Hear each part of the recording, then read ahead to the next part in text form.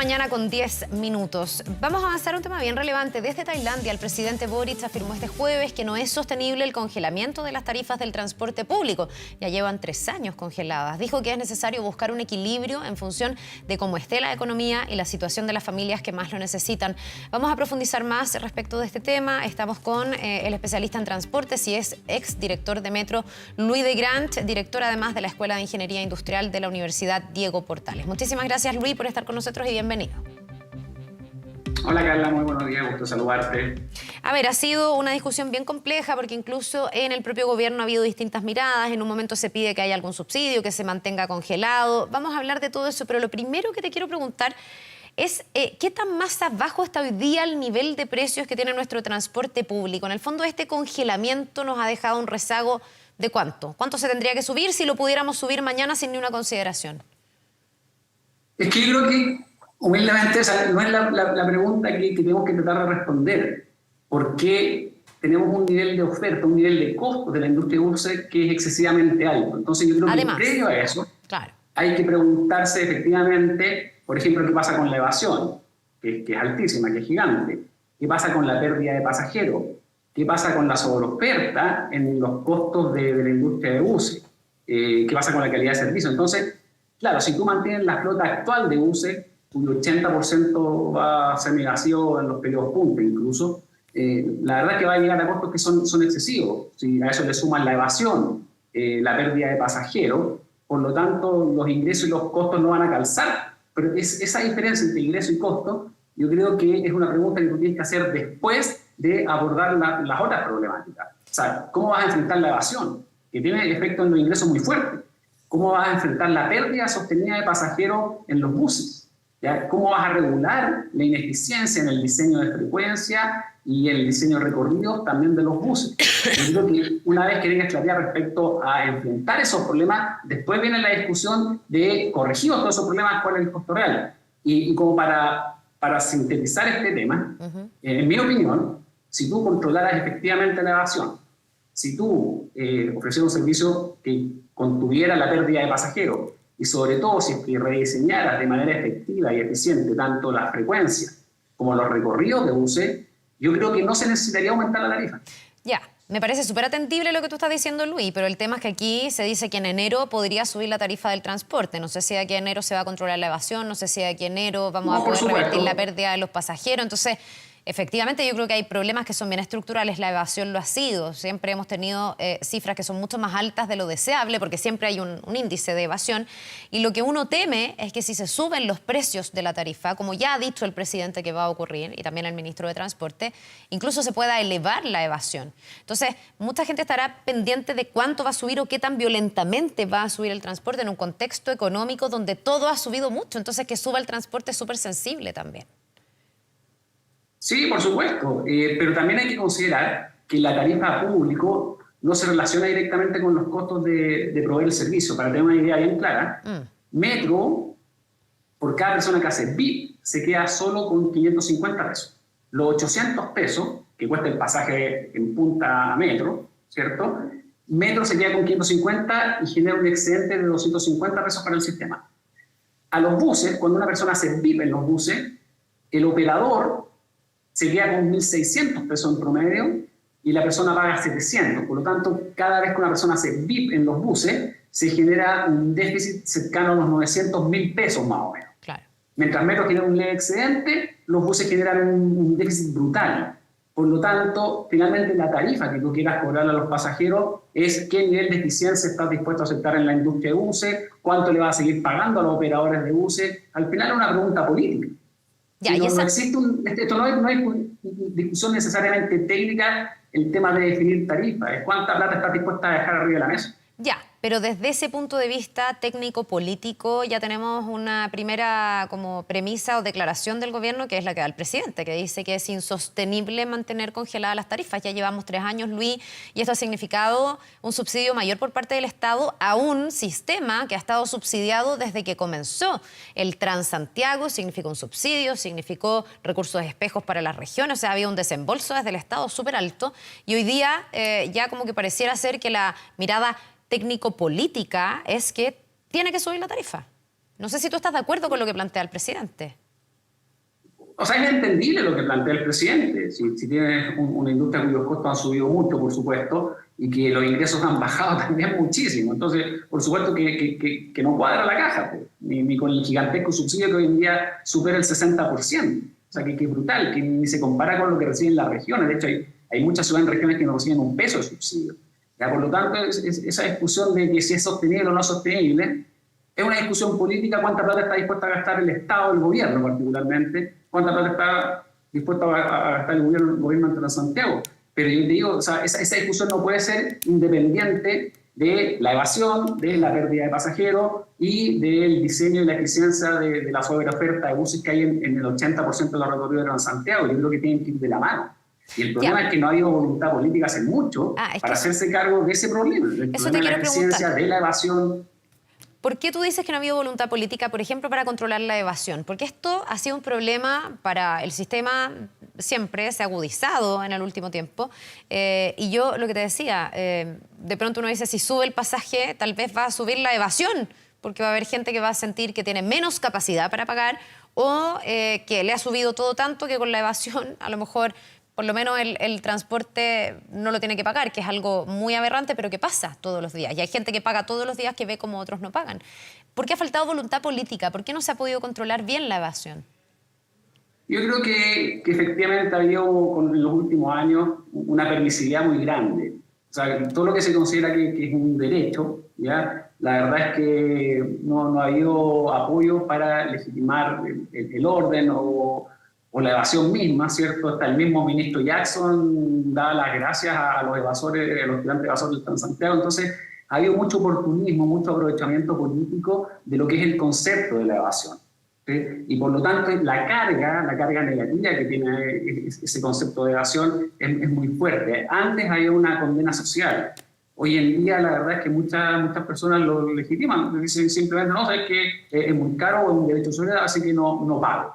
Por lo tanto, si no hay una voluntad transversal de todos los sectores políticos de condenar la evasión, y no solo la evasión, si la evasión es uno de los múltiples delitos o faltas que vemos a diario, el comercio ambulante, los portonazos y un montón de otras manifestaciones de delincuencia, por decirlo de alguna forma, si no hay una condena transversal de parte de los distintos actores políticos y en particular de parte del gobierno actual, que fue un grupo que en su momento promovió las evasiones, ¿cierto? Y pruebas de eso todos conocemos. Yo creo que si no existe ese acuerdo político en contra de la delincuencia en general, y la evasión es un tipo de delincuencia, ¿sí? No lo podemos dejar de lado. Yo creo que va a ser difícil enfrentarlo, se requiere voluntad política, tiene que haber acuerdo. Ya, pero ¿y eso se traduce en qué? ¿En poner torniquetes nuevamente? ¿En que no te puedas subir al bus, como se hizo en algún momento, y los paraderos tengan el control para que la gente pague antes de acceder al sistema?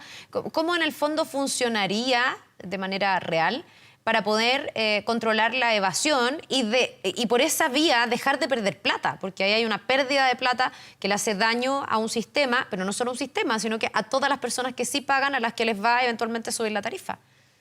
No, por supuesto, ya hay dos discusiones también en paralelo. Uno es que tú puedes generar subsidios focalizados en las personas que realmente tengan más necesidad. Eso se puede hacer, o sea, la tecnología lo permite automáticamente, eso es muy fácil. ¿Ya? Eso a través de la tarjeta VIP, por ejemplo, ¿no? O sea, tú podrías poner precios preferenciales o... Claro, pero mientras no tengas la legitimidad para controlar la evasión, si tú cargas las tarjetas VIP, se va a producir un mercado negro de tarjetas VIP. Vas a empezar a vender tarjetas VIP para los que quieren pagar más baratas y esas personas pueden seguir evadiendo igual. Entonces, paralelamente tiene que haber un control de la evasión. O sea, tenemos que volver a legitimar el orden de nuestra sociedad. En ese sentido, necesitas una campaña comunicacional más fuerte, necesitas reforzar los equipos a cargo de la fiscalización y del control. No puede ser que los fiscalizadores tengan miedo a fiscalizar, no puede ser que los fiscalizadores sean agredidos. Por lo tanto, yo creo que tiene que haber una voluntad transversal de todos los sectores políticos y lamentablemente dudo que eso ocurra, porque para muchos sectores, ¿cierto?, este tema en particular genera réditos políticos, mantener congelada la tarifa. Incluso el mismo ministro de Transporte, un par de años atrás, publicaba columna y daba entrevista diciendo que el Transantiago tendría que ser gratis.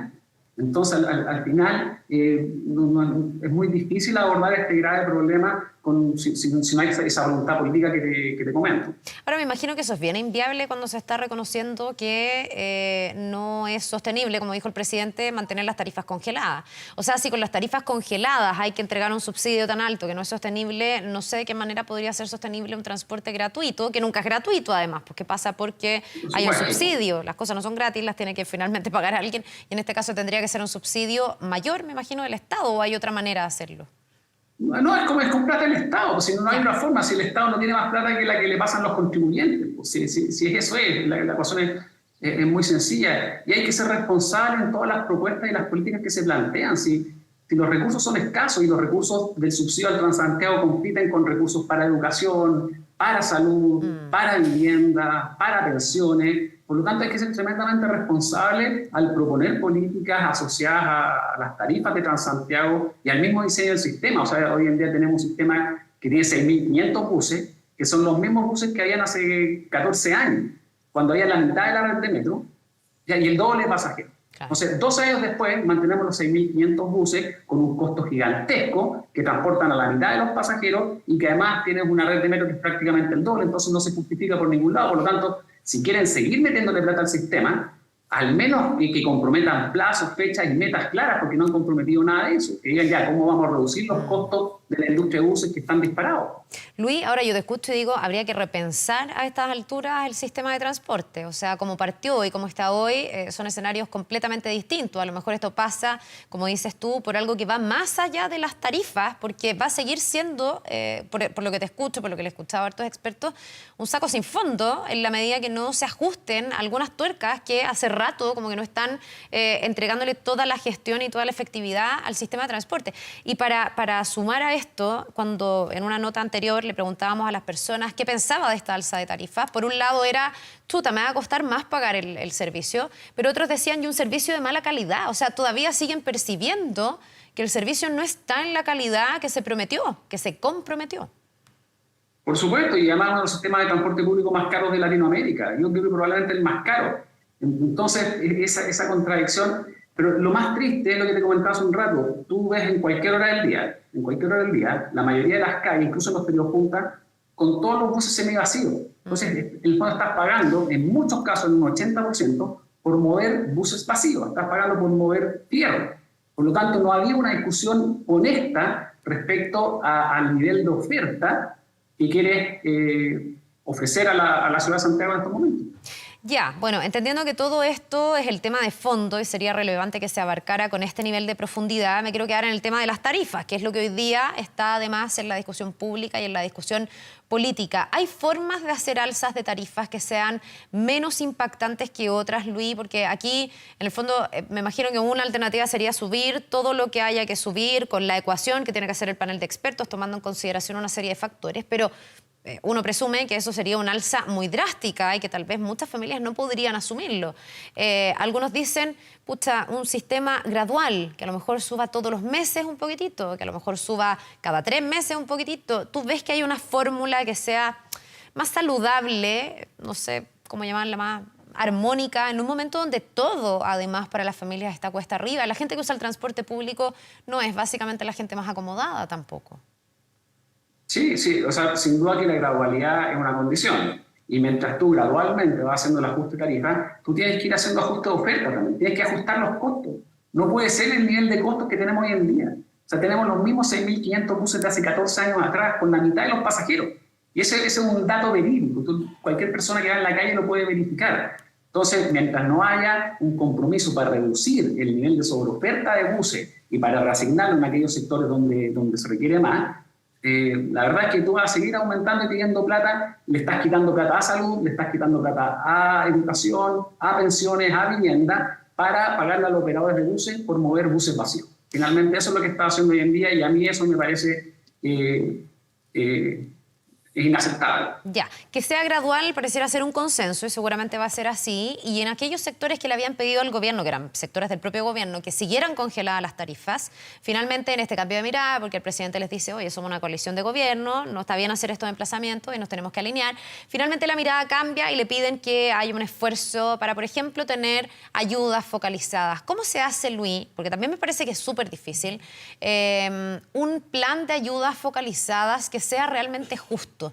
¿Y por qué? Porque en el fondo lo que te decía recién, en el transporte público, claro, habrá gente que es más, que está en una capa social un poco más arriba, pero que también es de mucho empuje y de mucho esfuerzo, que dirá, bueno, pero chuta, ¿por qué a mí no me ayudan? Que es la clásica discusión de a dónde van los bonos, ¿no? A mí nunca me toca nada, esa gran clase media que siempre se siente como fuera de todos los beneficios. ¿Cómo se hace un plan de ayuda para este que también se ve como un derecho, ¿no? El poder transportarse y una necesidad básica que no sea injusta, que no le llegue al de al lado, pero a mí también que yo consideraba que me debía llegar, no me llega y bueno, a lo mejor evado, por ejemplo.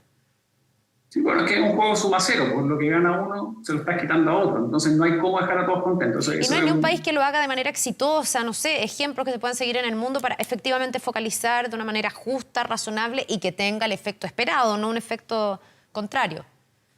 No hay gestión, hay pases mensuales, por ejemplo, hay un montón de modelos alternativos de tarifa, pero eso no mueve la aguja, no responde al tema de fondo que es finalmente qué porcentaje del ingreso de las personas de menores recursos, ¿cierto?, está asociado al tema de transporte. Entonces, acá no hay una solución respecto al diseño de tarifa, cómo se implementa, cómo son las ayudas, cómo son los subsidios, que son las autoridades políticas las que tienen que definir eso.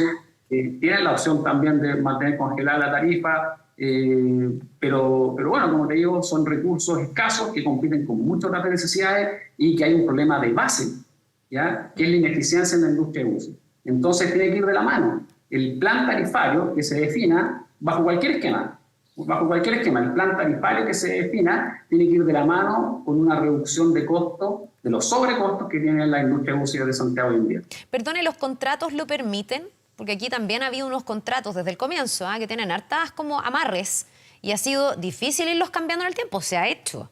Y se ha hecho también porque al principio este sistema fue un fracaso, digamos, y tuvimos el colapso del transporte público cuando debutó el Transantiago, que fue además súper ambicioso.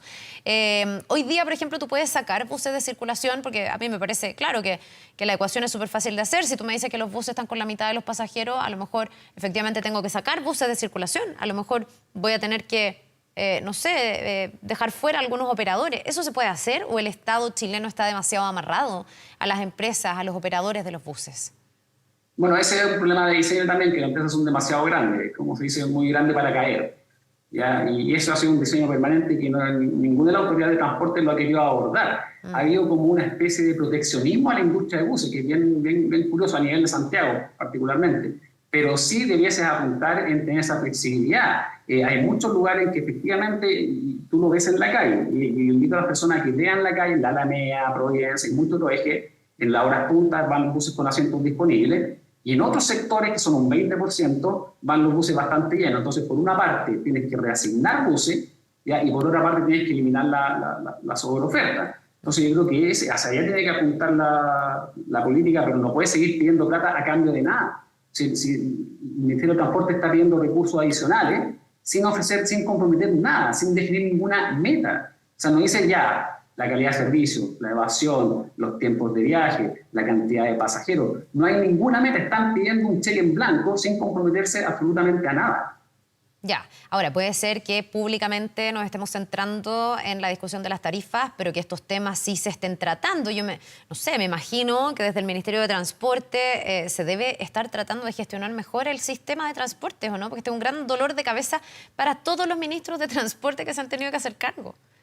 Sí, y lo han resuelto todos lo han resuelto a billetazos, metiéndole más plata. Tenemos el sistema de transporte público más caro en Latinoamérica para el sistema.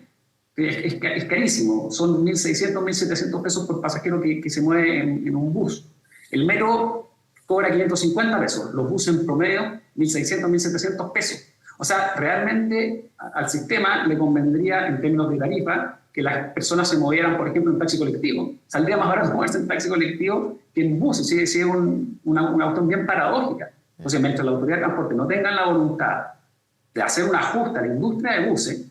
¿Sí? Ahora se licitó una parte de la oferta, falta la otra mitad también que tiene que licitar el actual gobierno, pero no veo esa voluntad, entonces siguen pidiendo plata, no comprometen nada a cambio, no hay metas, no se tiene ninguna meta, y eso a mí me parece que es inaceptable.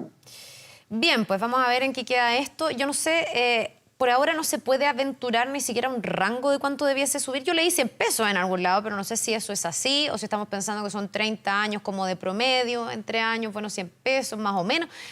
¿Hay alguna forma de aventurar o esto va a ser trabajo del panel de expertos y nos tendremos que enterar justo antes de que ocurra cuánto sube el transporte público? O sea, lo que pasa es que lo que hace el panel de expertos es como bien simple. Dice ya, los costos de la industria son estos, los ingresos han bajado a esto, los costos han subido, los ingresos han bajado, por lo tanto, para estos pasajeros que están pagando, que son poquitos, la tarifa debe ser tal. Es así de simple. Es así de simple. Y, por supuesto, si lo hace sin corregir nada, sin arreglar nada, sin preocuparte de los sobrecostos, de la evasión, de la pérdida de pasajeros, puede llegar a tarifas gigantescas. Sí, pues, sobre todo con, además, cómo se ha afectado esto con la pandemia, porque también aquí hay mucha gente que se bajó del bus, mucha al metro, pero mucha también a los autos. Ahí hay un desafío en términos de la calidad de vida de nuestra ciudad. También puede ser que tengamos buses más vacíos porque mucha gente se bajó del bus y está hoy día en el auto. Eso es. Y ahí también hay un desafío de volver a traer a esas personas. Bueno, que muchas son más atraídas por el metro que por los buses. El metro se ha convertido cada día más en la columna vertebral del sistema. Pero también me imagino que parte de la explicación de lo vacío que vemos los buses es que la gente está en el auto y eso tampoco es deseable para nuestra ciudad. Por supuesto, absolutamente de acuerdo. Y están preocupados solamente de la plata. Eso es lo que viene inaceptable. Bueno, queda muy clara la crítica. Louis de Grange, te queremos agradecer por habernos acompañado esta mañana. Nos vamos a quedar atentos porque esta es una importantísima decisión que se tiene que tomar que afecta a la cotidianeidad de las personas que se mueven en el transporte público. Muchísimas gracias. A que tengas un buen día. Gracias a ti, que estés muy bien. Nos vemos.